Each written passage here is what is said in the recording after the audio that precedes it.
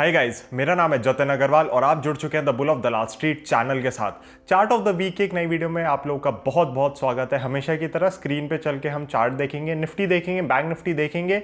In fact इस बार मैं दो चार्ट्स यहाँ पे डिस्कस करने वाला हूँ और ब्रॉन्ज मेंबर्स के लिए भी दो चार्ट्स जा रहे हैं। जी हाँ, तो अगर अब तक आपने ब्रॉन्ज मेंबरशिप एक्टिवेट नहीं करी है, ज्वाइन बटन दबाएं, ब्रॉन्ज मेंबरशिप को एक्टिवेट करें। दो चार्ट्स वहाँ पे जा रहे हैं। तो चलते हैं स्क्रीन के ऊपर। ट्रेडिंग व्यू पे आप मुझे फॉलो कर सकते हैं, मेरे प्रोफाइल का लिंक डिस्क्रिप्शन में। बट चलते हैं स्क्रीन के ऊपर। अच्छा, एक चीज़ और, टेलीग्राम मेंबरशिप सिर्फ और सिर्फ इस महीने के लिए 5000 की है।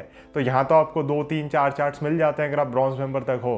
बट टेलीग्राम पे तो आपको मार्केट के दौरान अगर कोई चार्ट्स अच्छे लग रहे होते हैं, किसी में ब्रेकआउट आ रहा होता है, कुछ हो रहा होता है, तो वो सारे दिए जाते हैं। तो कहीं ना कहीं अगर आप टेलीग्राम ज्वाइन करते हैं, ना ही सिर्फ post market updates, fundamental research, but अगर आप खुद से ट्रेड भी करना चाहते हैं तो भी आपको चार्ट्स वहाँ पे दिख जाते हैं, जिनका सेटअप मैं एक्सप्लेन करता हूँ। Again posts are for educational purpose, तो आपको अपना एनालिसिस करना होता है। बट फिर भी मैं हमेशा स्टॉप लॉस एक मार्क करके देता हूँ। एंड वो इसीलिए करके देता हूँ कि बाई चांस कोई वहाँ पे ब्लाइंडली भी सिर्फ चार्ट देख के खरीद ले तो उनको पता हो कि कहाँ पे जाके इसको बेच देना है अगर ये ट्रेड उल्टी बैठ जाए तो टेलीग्राम सिर्फ और सिर्फ इस मंथ के लिए, मार्च के लिए 5000 पे है। वन टाइम मेंबरशिप फी है, उसमें कोई रेकरिंग पेमेंट आपको नहीं करनी। तो अगर आप और जानना चाहते हैं मुझे कांटेक्ट कर सकते हैं, मोबाइल नंबर डिस्क्रिप्शन में है और यहाँ पे भी चलता मिल जाएगा रोलिंग टेक्स्ट में कहीं ना कहीं आपको। तो चलते हैं सीधा स्क्रीन के ऊपर। हाय गाइस, हम आ चुके हैं अपने स्क्रीन के ऊपर और आप देख सकते हैं कि सबसे पहला जो चार्ट है हमारा वो है अडानी पावर का। जी हाँ, अडानी पावर में एक अलग ही पावर आई है और एक बढ़िया सा ब्रेकआउट आता हुआ हमें दिखा है। अब इस ब्रेकआउट में आपका स्टॉप लॉस जो रहेगा वो रहेगा 133 का और बहुत ही सिंपल चार्ट है। बस पुराने जो एक ये आपको दो हाइज दिख रहे हैं यहाँ पे रेड कैंडल्स के, और यहाँ पे आपको एक जो जोन दिख रहा है जहाँ पे शेयर अटका था, तो ग्रीन कैंडल, डोजी एंड एक बड़ी लाल कैंडल। तो यहाँ पे जो रेजिस्टेंस थी वो कट गई है एंड अगर ये होल्ड होती है तो फिर, और मुझे लग रहा है होल्ड होगी, दो रीज़न से। एक तो कैंडल बहुत अच्छी बनी है, सेकेंडली इसके अंदर आप देख सकते हैं वॉल्यूम बढ़ के आई है। तो अगर ये कंटिन्यू करता है अपनी जर्नी तो कोई दिक्कत नहीं है यहाँ पे, और आप अपना 133 का स्टॉप लॉस लेके चल सकते हैं। कुछ लोग थोड़ा साइकोलॉजिकल लेवल लेना चाहे तो 130 ले सकते हैं। इस हाई को काट के इसको ऊपर ही जाना चाहिए यहाँ से, इसमें कोई दो राय नहीं है, और इसको अब चलते जाना चाहिए ऊपर। एंड मे बी अब देखो चार्ट, देखो कि कितना ये बुलिश सा रहा है, किस हिसाब से रहा है। यहाँ पे एक छोटा सा जोन है जिसमें ये पहले आके अटका हुआ है बहुत पहले। तो ये जो जगह है आप देख सकते हैं, अभी भाई साहब लगभग वहीं है, और ये मैंने वीकली कर रखा है तो इसलिए आपको वीकली कैंडल दिख रही है।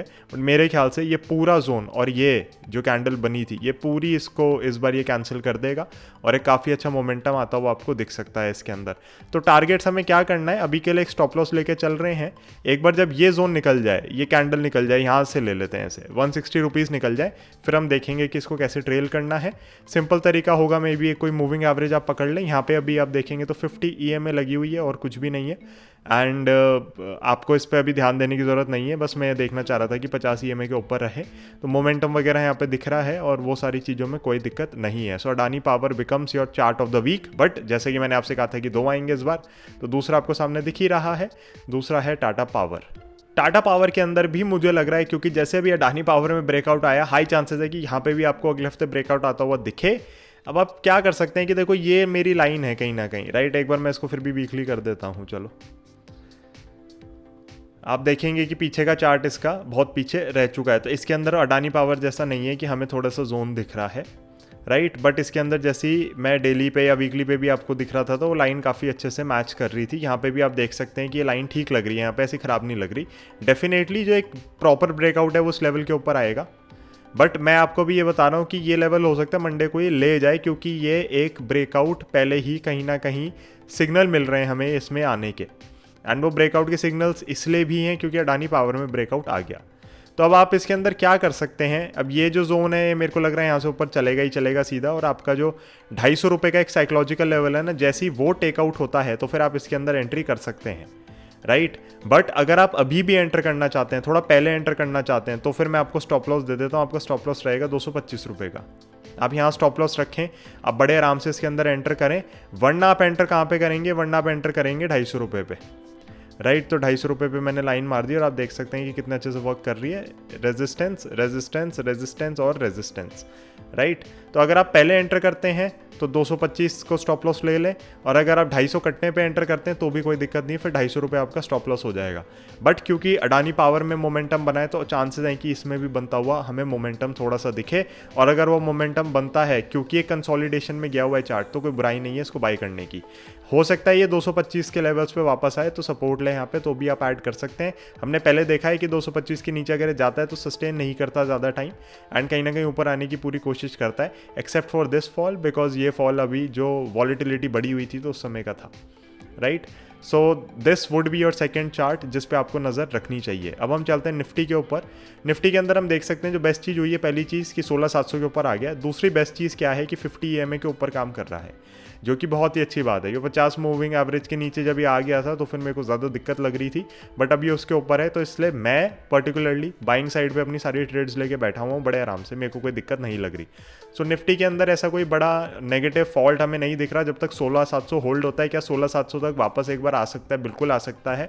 वॉलेटिलिटी की वजह से बहुत जज करना यहाँ पे मुश्किल है कि नीचे आएगा नहीं आएगा, बट जब तक 16,700 के ऊपर है, या अभी तो चलो 50 EMA के ही ऊपर है, तब तक मैं बहुत कंफर्टेबली अपनी सारी लॉन्ग पोजीशंस बना के बैठा हुआ हूँ।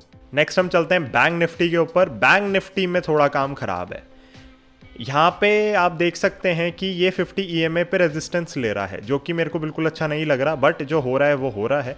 एंड कहीं ना कहीं इसका काम थोड़ा ज़्यादा ख़राब है, उसका चार्ट स्ट्रक्चर थोड़ा ज़्यादा ख़राब है। कुछ ही मंथ्स पहले, ये जनवरी से पहले मैं कहूँगा कि हमें थोड़ा लगना शुरू हुआ था कि शायद बैंक निफ्टी थोड़ा बेटर हो पाएगा, बट और निफ्टी से थोड़ी ज़्यादा स्ट्रेंथ भी दिखा रहा था, बट अल्टीमेटली इसने कुछ खास किया नहीं। And you know, not having any banking positions in our core portfolio has really helped us in the past, I would say 1.5 years। और जो थोड़ा बहुत था वो भी हमने बेच दिया था, हमें रियलाइज़ हो गया था कि यहाँ पे हमें पैसा बनता हुआ नहीं दिख रहा।